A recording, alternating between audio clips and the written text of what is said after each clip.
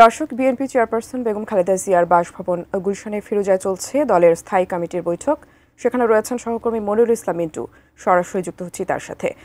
মিন্টু, আজকের বিএনপির স্থায়ী কমিটির বৈঠকের বিষয়বস্তু সম্পর্কে কি জানতে পেরেছেন জানাবেন।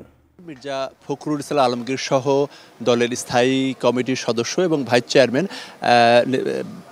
এবং যদি আমরা নাম উল্লেখ করতে চাই সেক্ষেত্রে ডক্টর মোশাররফ হোসেন এবং সেই সঙ্গে মির্জা আব্বাস, বাবু গয়েশ্বরচন্দ্র, ডক্টর মঈন খান, সালাউদ্দিন আহমেদ এবং সেলিমা রহমান সহ এবং ভাইস চেয়ারম্যান বেশ কয়েকজন নেতা তারা বিএনপি চেয়ারপারসন বেগম খালেদা জিয়ার সঙ্গে শুভেচ্ছা বিনিময় করছেন। এবং আজ সারাদিন বেগম জিয়া বলা যায় যে পরিবার সদস্যদের সঙ্গেই সারাটা দিন কাটিয়েছেন। এক্ষেত্রে তার মেজ বোন এবং তার যে ছোট ভাই শামীম ইস্কান্দার এবং তার বোন সেলিমা রহমান তাদের সঙ্গেই কাটিয়েছেন। 250-টিরও বেশি ডিজাইন অপশন নিয়ে ওয়ালটন স্মার্ট ফ্রিজ, বোঝে আপনার প্রয়োজন।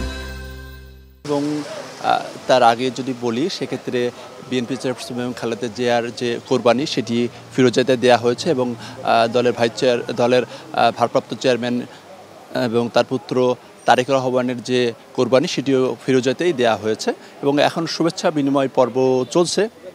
এবং এরপরে যদি বলতে চাই সেক্ষেত্রে বিএনপি মহাসচিব বাইরে এসে সাংবাদিকদের হয়তো ব্রিফ করবেন বিএনপি চেয়ারপারসন খালেদা জিয়ার শারীরিক অবস্থা কী অবস্থা, এবং সেই সঙ্গে উনি যদি রাজনৈতিক কোনো বিষয় নিয়ে তাদের সাথে মতামত করে থাকেন সেই বিষয়টি তিনি জানাবেন। এবং আমরা যদি বলতে চাই সেক্ষেত্রে 8:30টার আগে থেকেই বিএনপির যে সিনিয়র নেতৃবৃন্দ তারা আসতে শুরু করেন এবং রাত 9টার পরে থেকেই তার যে শুভেচ্ছা বিনিময় যে পর্ব সেটি শুরু হয়েছে এবং ধারণা করা হচ্ছে যে এই যে শুভেচ্ছা বিনিময় পর্বটি হয়তো বা প্রায় ঘণ্টাখানিক হতে পারে এবং এরপরে বিএনপি মহাসচিব মির্জা ফখরুল ইসলাম আলমগীর তিনি গণমাধ্যমে কথা বলবেন।